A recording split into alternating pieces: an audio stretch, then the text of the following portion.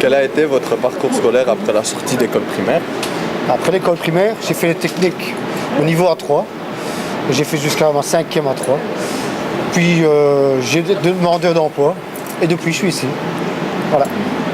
Quelle étape professionnelle avez-vous traversée pour être aujourd'hui brigadier électricien? Ah, un long parcours quand même. En fait, quand j'ai postulé pour rentrer ici, j'ai postulé comme électricien et à l'époque on m'a dit qu'il ne fallait pas d'électricien. On m'a dit il y a une place vacante pour les nettoyeurs. Donc je me suis dit ok, je vais rentrer comme nettoyeur. Comme on dit, c'est toujours un pied dans l'étrier. Et entre-temps, il y a une place d'électricien qui s'est libérée. Donc je suis rentré comme électricien au bon niveau. Maintenant, il y a 32 ans, au mois de janvier que je suis ici. Et je suis brigadier maintenant du service. Donc j'ai 12 ans derrière moi. Donc la progression a été constante. Ça a du mérite, quoi. Voilà.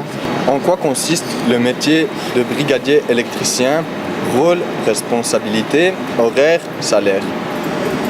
Le métier de brigadier électricien, puisque c'est le cas, en fait, chez nous, on reçoit des ordres de travail. Parce qu'on gère la gestion des métros, des bâtiments, stations de métro et des dépôts. Donc on a un dispatching qui nous donne les pannes, les avaries, et entre-temps on a les entretiens. Donc moi je gère tout cela, je trie et je distribue le travail aux équipes en fonction des besoins. Les horaires, c'est de 7h-15h30 pour tout le monde. Donc ça c'est un très bel horaire. Ça fait depuis le début que je fais cet horaire-là, ça me convient très bien. Le salaire, on a un salaire qui est assez valable en tant que brigadier, quoi. J'ai suivi la progression. Voilà, je ne sais pas si ça répond à ta question. Bah ouais, ça va. Quels sont les avantages, les inconvénients, les dangers liés à votre métier? Les avantages, c'est toujours une question de goût, non, mais c'est un métier qui me plaît très bien parce qu'il y a une évolution constante dans les domaines électriques, la nouvelle technologie, l'outillage, parce que c'est incroyable quand ça évolue aussi. Donc par rapport à mes débuts, on a beaucoup évolué.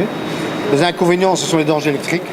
Évidemment, l'électricité, il ne faut pas se voiler la face. Elle est dangereuse parce qu'on ne le voit pas, ça n'a pas d'odeur, mais quand on met les mains dessus, et là on le sent, ça ne pardonne pas. Donc il faut faire très attention, veiller à la sécurité.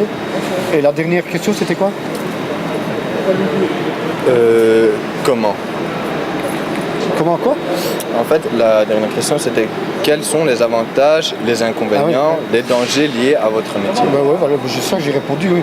Les inconvénients, étant donné que nous, on va dans les métros, les dépôts, comme je l'ai dit tout à l'heure, par tous les temps, été comme hiver, on est dehors, neige, pluie, quand il y a 30 degrés, c'est agréable, quand il fait moins 15, on s'habille, ça c'est le côté inconvénient.